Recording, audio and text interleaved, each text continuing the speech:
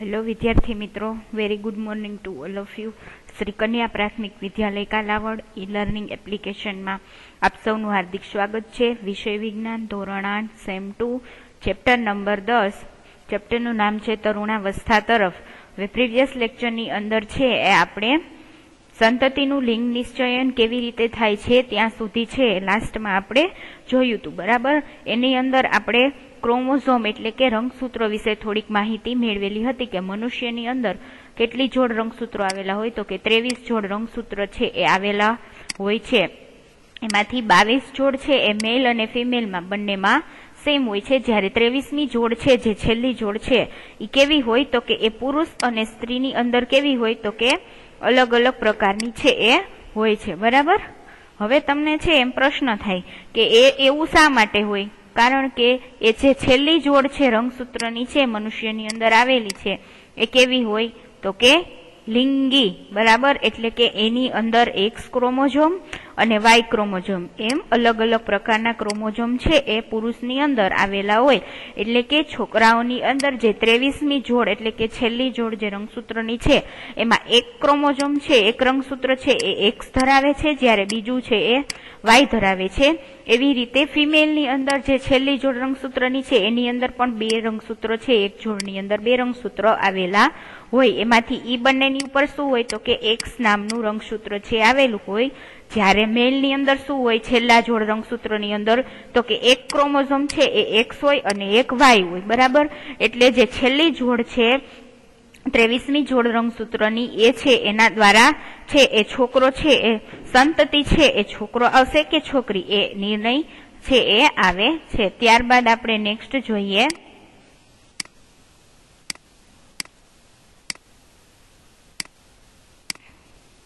के बाजुनी आकृति ने जुओ, बराबर। तमने हवे बाजुमां मनुष्यमां लिंग निश्चयन छे केवी रीते थाय छे एना माटेनी तमने छे आकृति आपेली छे, तो तमारे सारी रीते एने जोवानी छे, बराबर। बाजुनी आकृति ने जुओ। हवे ज्यारे एक्स रंगसूत्र वाळो शुक्रकोष छे ए अंडकोषनुं फलन करे छे तो युग्मनजमां 2 रंगसूत्रो छे ए थाय छे, बराबर। तेथी ते मादा शिशुमां विकास पामशे, बराबर। हवे आकृतिनी अंदर तमने सौप्रथम आपणे आकृति समजी लईए। एक छे बोय एटले के छोकरो अने एक छोकरी छे, तमने आकृतिनी अंदर आपेला छे। हवे बोयनी अंदर 23મી जोड़ जे लिंगी रंगसूत्र छे एनी अंदर कया क्रोमोसोम होय तो के एक एक्स अने एक वाय। एवी रीते गर्लनी अंदर कया क्रोमोसोम होय तो के 2 एक्स क्रोमोसोम छे ए गर्लनी अंदर आवेला होय, बराबर। हवे આપણે આગળના લેક્ચરની અંદર જ જોઈ ગયા હતા કે શુક્રકોષ છે એ 2 પ્રકારના હોય કે જેની અંદર એક શુક્રકોષના ટાઈપની અંદર કયો ક્રોમોસોમ હોય તો કે વાય, એવી રીતે એકની અંદર કયું હોય તો કે એક્સ ક્રોમોસોમ, બરાબર। જ્યારે અંડકોષ છે એ એક જ પ્રકારનું રંગસૂત્ર ધરાવે છે, કયું તો કે એક્સ। હવે જો એક્સ ક્રોમોસોમ ધરાવતો જે રંગસૂત્ર છે, બરાબર, ઈ શુક્રકોષ છે ઈ मादाना अंडकोष साथे प्रक्रिया करशे तो शुं आवशे फलननी प्रक्रिया द्वारा तो के छोकरी। शा माटे? कारण के जो नर शुक्रकोषमांथी एक्स आवे अने मादानो तो एक्स ज होय ए बंने भेगा थाय तो एक्स एक्स क्रोमोसोम कोनी अंदर होय जे आपणे आगळना लेक्चरमां जोयुं हतुं तो के मादानी अंदर। परंतु जो वाय क्रोमोसोम धरावतो शुक्रकोष छे ए मादाना एक्स क्रोमोसोम धरावता रंगसूत्र साथे प्रक्रिया करे तो शुं थाय तो के एक्स अने वाय एटले ई संतति शुं बनशे तो के छोकरो, बराबर। जो एक्स एक्स बनशे तो ए शुं थाशे तो के छोकरी अने एक्स वाय बनशे, बराबर, तो ए शुं थाशे तो के छोकरो। परंतु जो अंडकोषनुं फलन करवावाळा शुक्रकोषमां वाय क्रोमोसोम तमे अहींया जोई शको छो के वाय क्रोमोसोम ज्यारे एक्स साथे प्रक्रिया करे छे एना परिणामे शुं बने छे तो के एक्स वाय अने संतति शुं आवशे तो के छोकरो, बराबर। अने रंगसूत्र हशे तो ते युग्मन शेमां विकास पामशे तो के नर शिशुमां विकास पामशे। आ एक्स अने वाय छे तमारे खास याद राखवाना छे, एमां कन्फ्यूजन करवानुं नथी। जो एक्स एक्स हशे तो शुं आवशे तो के छोकरी अने जो एक्स वाय क्रोमोसोम हशे तो शुं आवशे संतति फलनना परिणामे तो के छोकरो, બરાબર, આ ખાસ યાદ રાખવાનું છે. 23મી જોડ રંગસૂત્ર છે એ કેવા છે તો કે એ લિંગી છે અને એના ઉપર ડિપેન્ડ કરે છે. જો ફલન કરતો શુક્રકોષ Y ક્રોમોઝોમ ધરાવતો હોય અને અંડકોષ છે તો X ક્રોમોઝોમ જ ધરાવે છે તો XY છે એ બંનેનું ફલન થઈને XY જોડ બનશે, પરિણામે સંતતિ આવશે છોકરો. બરાબર, હવે આ પોઈન્ટ ક્લિયર થઈ ગયો. હવે તમે જાણ્યું કે જન્મ પહેલા શિશુના લિંગનું નિશ્ચયન તેના પિતાના લિંગી રંગસૂત્રો દ્વારા કરવામાં આવે છે. લિંગી રંગસૂત્રો એટલે કયા રંગસૂત્રો કે જે 23મી જોડ XY છે એને કયા કહેવાય? લિંગી રંગસૂત્રો દ્વારા છે કરવામાં આવે છે. પહેલા એવી ધારણા હતી કે બાળકનું લિંગ તેની માતા દ્વારા નક્કી કરવામાં આવે છે. પહેલાના જમાનાની અંદર જ્યારે લોકો છે સાયન્સ વિશે બહુ જાણતા ન હતા, બરાબર, અને ત્યારે એટલી બધી સ્ટડી પણ રંગસૂત્રો વિશે થઈ ન હતી.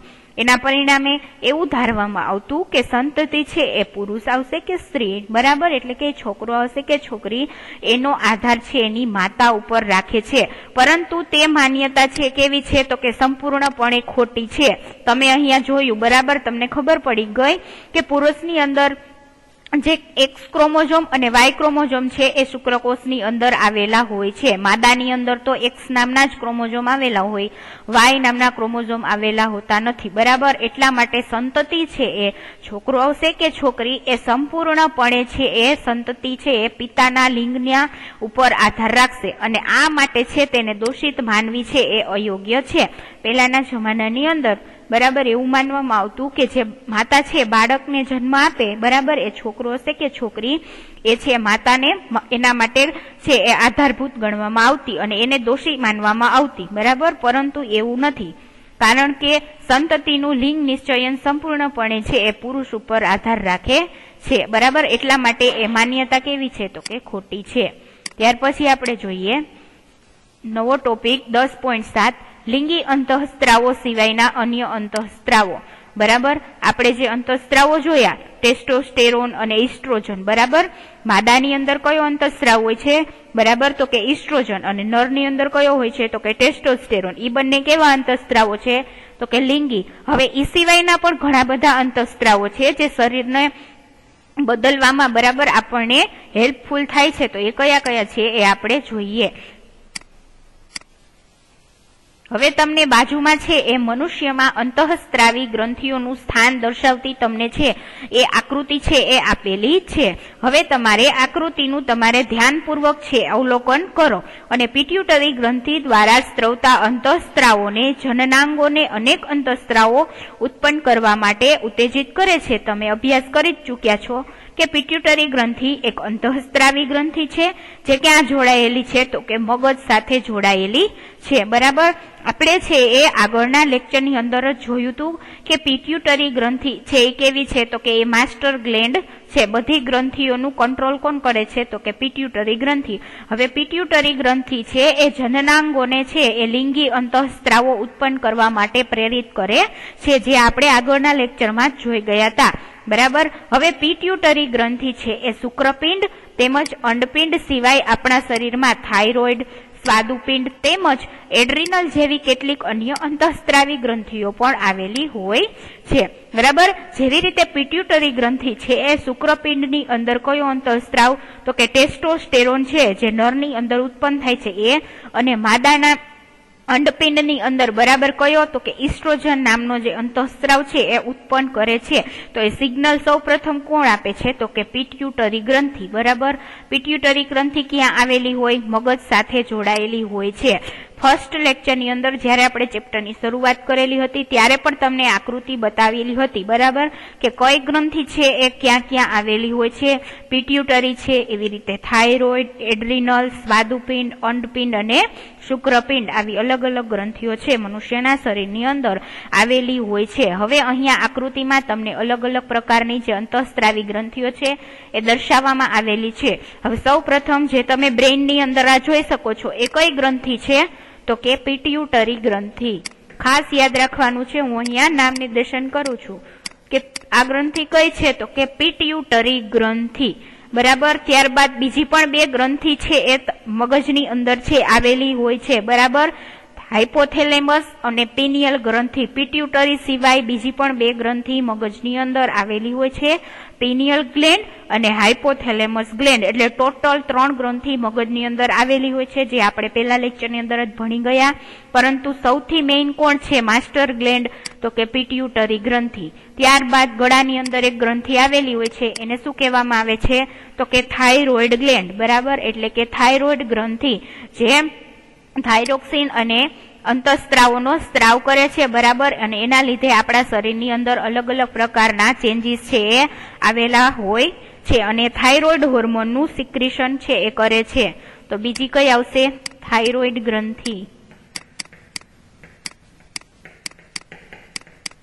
આ ખાસ યાદ રાખવાનું છે. નામ નિર્દેશન તમને એક્ઝામની અંદર આકૃતિ આપેલી હોય અને પૂછાઈ શકે કે આકૃતિનું નામ નિર્દેશન કરો, તો તમારે ખાસ એને યાદ રાખવાની છે. સૌ પ્રથમ આવશે પિટ્યુટરી, ત્યારબાદ આવશે થાઇરોઇડ, ત્યાર પછી ત્રીજી જે ગ્રંથિ છે કે જે મેં તમને કીધું હતું કે કિડનીની ઉપર છે એ આવેલી હોય છે. બરાબર, આપણી શરીરની અંદર એક જોડ કિડની આવેલી હોય છે. બરાબર, એટલે કેટલી થશે? 2 કિડની, અને બંને કિડનીની ઉપરની બાજુએ તમને યલો કલરનું જે જોવા મળે છે એ શું છે? તો કે એ છે એડ્રિનલ ગ્રંથિ. એડ્રિનલ ગ્રંથિ એનું એ કયા હોર્મોનનો સ્ત્રાવ કરે છે? તો કે એડ્રિનાલિન અને નોર એડ્રિનાલિન. બરાબર, જે આપણા શરીરની અંદર અલગ અલગ પ્રકારના છે કાર્યો કરે છે. ત્યારબાદ જોઈએ ચોથી ગ્રંથિ છે એ છે સ્વાદુપિંડ. બરાબર, જે તમને અહીંયા પેરોટ કલરની દેખાય છે એ છે સ્વાદુપિંડ. બરાબર, એ ગ્લુકાગોન હોર્મોનનો સ્ત્રાવ કરે છે. બરાબર, ઇન્સ્યુલિન અને ગ્લુકાગોન, જેના લીધે શું થાય? તો કે આપણા રુધિરની અંદર છે ગ્લુકોઝનું જે લેવલ હોય એ જળવાઈ રહે. બરાબર, ઇન્સ્યુલિનના ઇન્જેક્શન જે લોકો ડાયાબિટીક પેશન્ટ હોય એને આપવામાં આવે છે. શા માટે? કારણ કે એનું જે સ્વાદુપિંડ છે એની અંદર ઇન્સ્યુલિન નામનો જે અંતઃસ્ત્રાવ છે, ઇન્સ્યુલિન હોર્મોન છે એ પ્રોપર ઉત્પન્ન થતો ન હોય. બરાબર, એટલા માટે એને બહારથી છે ઇન્જેક્શન દ્વારા ઇન્સ્યુલિન છે એ આપવામાં આવે છે. તો ઇન્સ્યુલિન શું ઉત્પન્ન કરે છે? તો કે સ્વાદુપિંડ છે એ ઇન્સ્યુલિન અને ગ્લુકાગોન નામનો છે હોર્મોન છે એનો સ્ત્રાવ કરે છે. બરાબર, ત્યાર પછી જોઈએ કે નર અને માદાની અંદર અલગ અલગ પ્રકારની 2 ગ્રંથિઓ આવેલી હોય. માદાની અંદર કઈ હોય? તો કે અંડપિંડ. બાકીની બધી જ ગ્રંથિઓ છે એ નર અને માદાની અંદર સેમ હોય, પરંતુ છેલ્લી જે લિંગી અંતઃસ્ત્રાવ ઉત્પન્ન કરતી ગ્રંથિ છે અંડપિંડ અને શુક્રપિંડ, એ બંને નર અને માદાની અંદર છે અલગ અલગ આવેલી હોય છે. બાકીની બધી સેમ જ હોય છે. તો તમારે એ વાત પણ ખાસ છે યાદ રાખવાની છે. ત્યાર પછી જોઈએ શુક્રપિંડ. અંડપિંડ શું કરે? અંડકોષ ઉત્પન્ન કરે, અને શુક્રપિંડનું કાર્ય શું છે? તો કે શુક્રકોષ ઉત્પન્ન કરે છે. બરાબર, તો આ થઈ ગઈ બધી અંતઃસ્ત્રાવી ગ્રંથિઓ છે એ કઈ કઈ જગ્યાએ આવેલી હોય છે અને કયા કયા અંતઃસ્ત્રાવોનો સ્ત્રાવ કરે છે.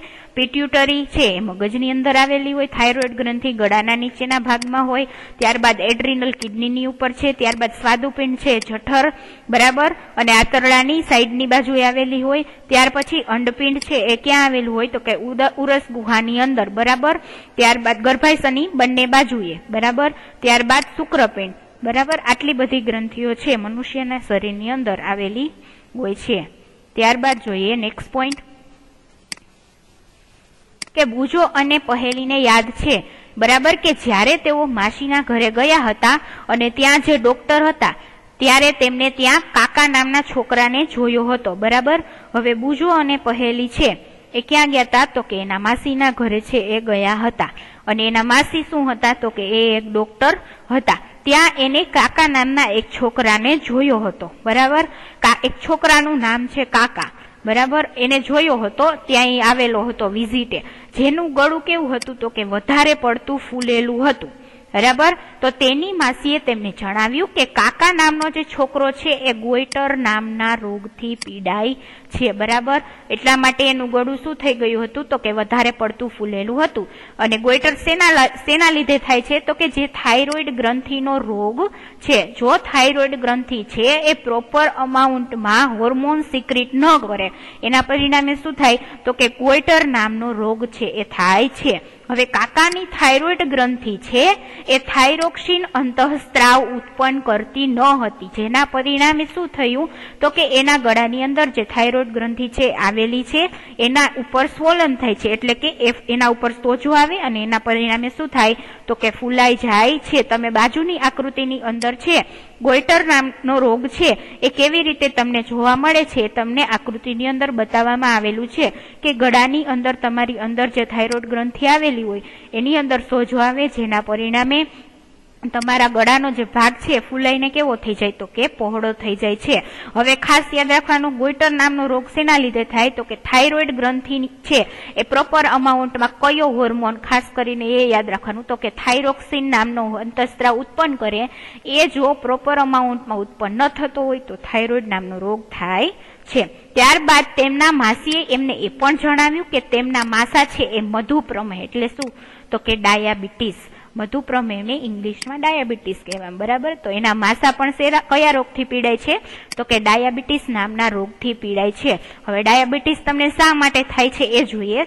કારણ કે તેમનું સ્વાદુપિંડ છે, મેં તમને હમણાં જ કીધું કે સ્વાદુપિંડ છે એ ઇન્સ્યુલિન અને ગ્લુકાગોન 2 હોર્મોન છે ઉત્પન્ન કરે છે. જો સ્વાદુપિંડ છે ઇન્સ્યુલિન અંતઃસ્ત્રાવ પર્યાપ્ત માત્રામાં ઉત્પન્ન ન કરે તો શું થાય તો કે ડાયાબિટીસ થાય છે, બરાબર. હવે પહેલી અને બુજાના માસાને ડાયાબિટીસ છે એનું કારણ શું છે તો કે એનું ઇન્સ્યુલિન છે, બરાબર, એનું લેવલ છે એ કેવું છે તો કે નીચું હોય, બરાબર. એટલા માટે શું થાય, સ્વાદુપિંડ છે એ પ્રોપર અમાઉન્ટમાં ઇન્સ્યુલિન ઉત્પન્ન ન કરે અને પરિણામે ડાયાબિટીસ છે એ થાય છે, બરાબર. હવે બુજો તેમજ પહેલીએ તેમના દવાખાનામાં લગાવેલા ચાર્ટમાં દર્શાવવામાં આવેલ એડ્રિનલ ગ્રંથિ વિશે એમની માસીને પૂછ્યું, બરાબર.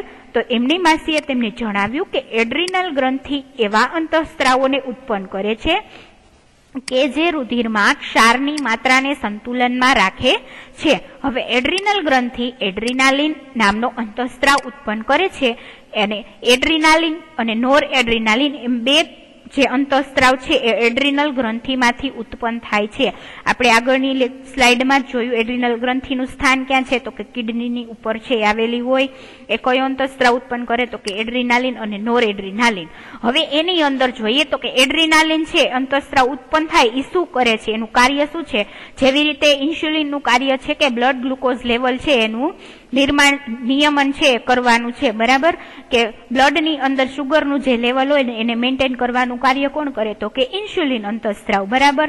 તો અહીંયા છે એડ્રિનલનું કાર્ય શું છે તો કે જે ગુસ્સો, ચિંતા તથા ઉત્તેજનાની અવસ્થામાં તણાવની સ્થિતિને નિયંત્રણમાં રાખવાનું છે કાર્ય કોણ કરે છે શરીરની અંદર તો કે એડ્રિનાલિન નામનો અંતઃસ્ત્રાવ છે એ, બરાબર. આ ખાસ યાદ રાખવાનું છે, તમને પૂછાઈ શકે એવો પ્રશ્ન છે કે એડ્રિનાલિન નામનો હોર્મોન છે એનું કાર્ય જણાવો તો એ શું કરે, ગુસ્સો, ચિંતા તથા ઉત્તેજનાની જ્યારે અવસ્થા હોય ત્યારે શું થાય, આપણને જ્યારે ગુસ્સો આવે ત્યારે આપણા શરીરની અંદર તણાવની સ્થિતિ ઊભી થાય, બરાબર. તો આપણા શરીરની અંદર બહુ ગુસ્સો આવે ત્યારે તણાવ ઉત્પન્ન ન થાય એને નિયંત્રણ કોણ કરે છે તો કે એડ્રિનાલિન નામનો હોર્મોન. અહીંયા તમને અલગ અલગ ગ્રંથિ છે અલગ અલગ હોર્મોન ઉત્પન્ન કરે એના કાર્ય બતાવવામાં આવેલા છે. તો ખાસ તમારે યાદ રાખવાનું, 5 માર્ક્સની અંદર આ ક્વેશ્ચન છે પૂછાઈ શકે એવો છે. થાઇરોઇડ તેમજ એડ્રિનલ ગ્રંથિ પિટ્યુટરી ગ્રંથિ દ્વારા સ્ત્રવિત અંતઃસ્ત્રાવોના માધ્યમ દ્વારા મળતા આદેશ અનુસાર જ પોતાના અંતઃસ્ત્રાવોને મુક્ત કરે છે. આ ખાસ યાદ રાખવાનું છે, થાઇરોઇડ ગ્રંથિ તેમજ એડ્રિનલ ગ્રંથિ, બરાબર. એ શું કરે તો કે પિટ્યુટરી ગ્રંથિમાંથી સ્ત્રાવિત અંતઃસ્ત્રાવો છે એના માધ્યમ દ્વારા એને સંદેશ મળે છે ત્યારે જ તે પોતાના અંતઃસ્ત્રાવોને મુક્ત કરે છે.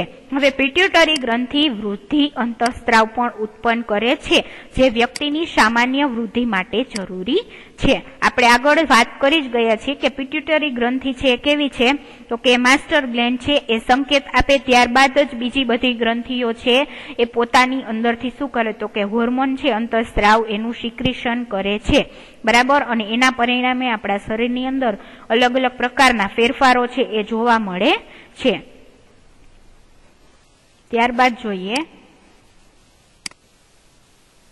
શું, બરાબર. હવે બુજોને પ્રશ્ન થાય છે કે શું અન્ય પ્રાણીઓ પણ અંતઃસ્ત્રાવ ઉત્પન્ન કરે છે, શું પ્રજનન ક્રિયાઓમાં તેઓનું કઈ પણ યોગદાન છે?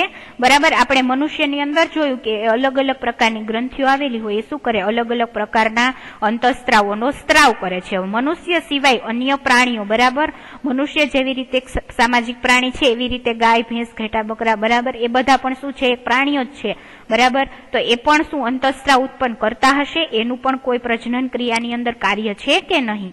તો એની માટે આપણે જોઈએ નવો ટોપિક 10.8 કીટકો અને દેડકામાં જીવનચક્ર પૂર્ણ કરવા માટે અંતઃસ્ત્રાવોનો ફાળો. તો વિદ્યાર્થી મિત્રો, એની અંદર તમને સૌપ્રથમ ઉદાહરણ આપેલું છે રેશમના કીડાનું જીવનચક્ર.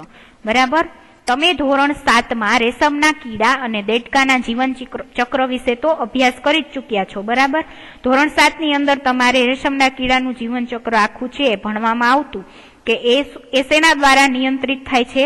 તો કે ઈયળને વયસ્ક ફૂદામાં રૂપાંતર થવા સુધી અનેક તબક્કામાંથી છે એ પસાર થવું પડે છે. બરાબર, હવે ઈયળ છે તમે આકૃતિની અંદર જોઈ શકો છો. સૌ પ્રથમ શું થાય તો કે જે એડલ્ટ હોય, બરાબર, જે પતંગિયું હોય, એ શું કરે તો કે શેતુરના ઝાડ ઉપર, તમે 7મા ધોરણની અંદર અભ્યાસ કરી ચૂક્યા છો કે રેશમના કીડા શેની ઉપર રહે છે તો કે શેતુરના ઝાડની ઉપર છે એ ઈંડા મૂકે છે અને એ જ પર્ણને એ ખાઈને પોતાનું જીવન ચલાવે છે.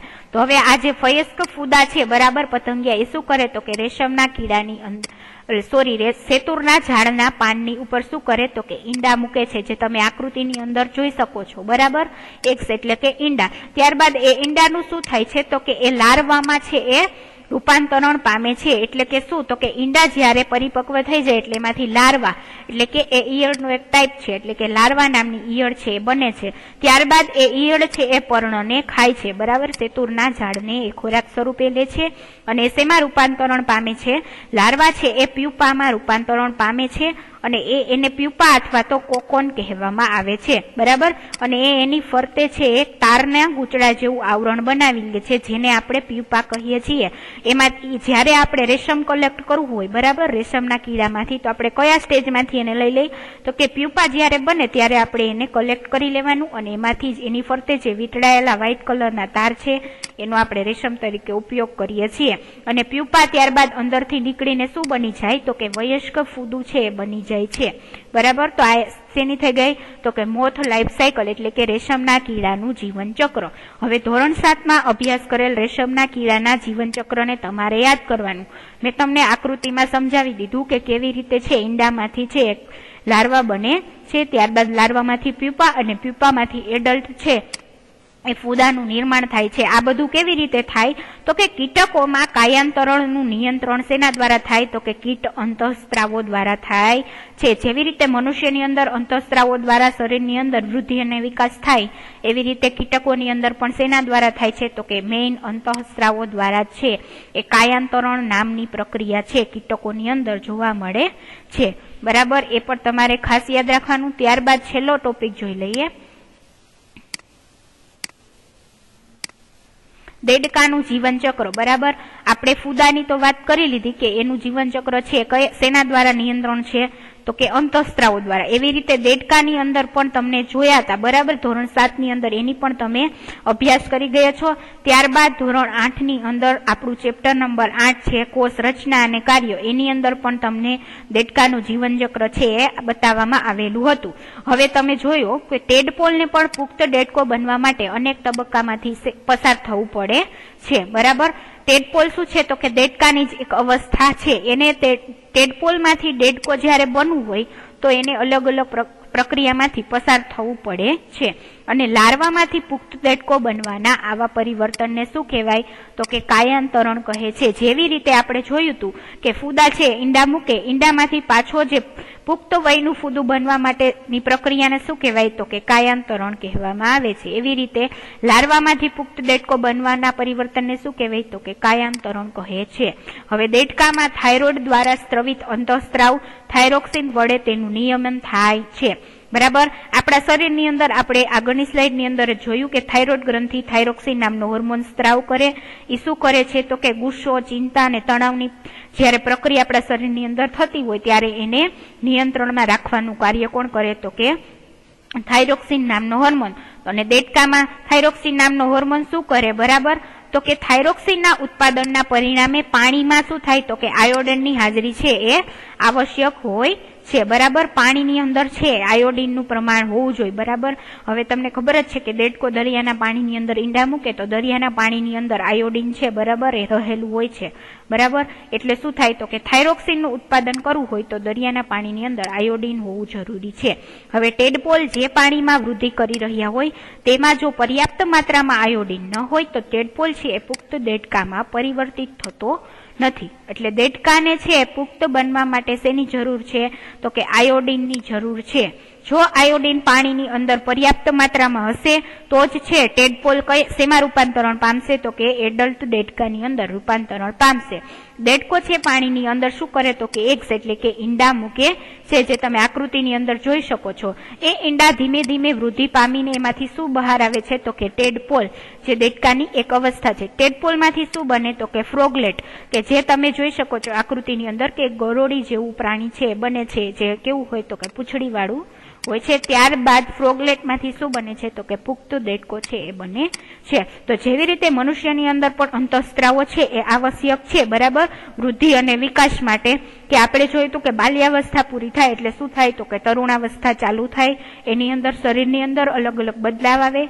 છોકરાની અંદર દાઢી મૂછ ઉગવા લાગે, છોકરીઓના સ્તનનો વિકાસ થવા લાગે, છોકરાઓની અંદર અવાજનો બદલાવ થાય, એની ઊંચાઈ વધે, એનું વજન વધે, ત્યારબાદ એ પ્રજનન કરવા માટે સક્ષમ બને, બરાબર.